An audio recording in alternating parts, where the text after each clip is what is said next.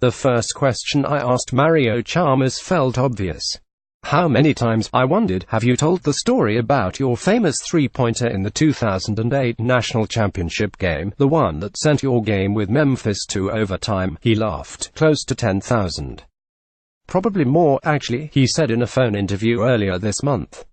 It never gets old. That moment will never be old for me. Photos. Big 12 college basketball icons. Kansas fans everywhere agree with the sentiment. 10 years ago, the NCAA tournament delivered a cavalcade of unforgettable moments, from a jaw-dropping opening day in Tampa, Florida, when 4 seeds 12th or higher won the games in the same city on the same day, to Steph Curry's unbelievable run with Davidson into the Elite Eight before Chalmers and his Jayhawks finally ended that magic journey one stop short of the Final Four.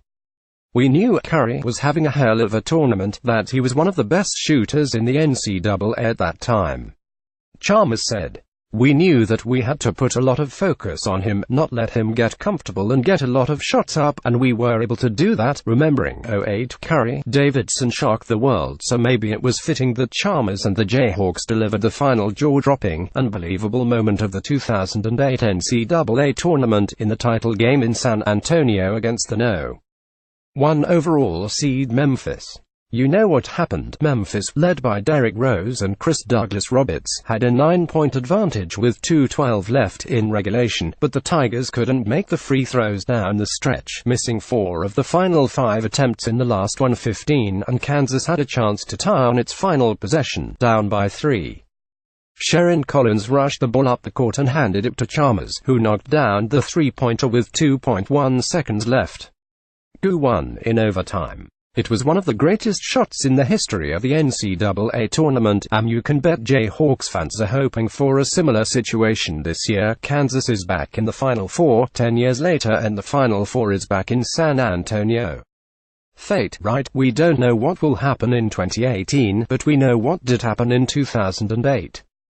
Final Four. Newman Max's outmove to coup, ranking each team's chances. Here's Chalmers to tell us about the last couple minutes of that championship victory. We knew coming into the game that the weakness was free throw shooting, so we knew that might be something to fall back on. Coach Bill Self just told us to keep fighting, to keep believing. That's what we did. With every shot we made, every stop we got, that just gave us more and more confidence. We ran the normal play we'd always run, called chop, which is a handoff for me coming off a screen, then with a back screen on the backside for Brandon Rush.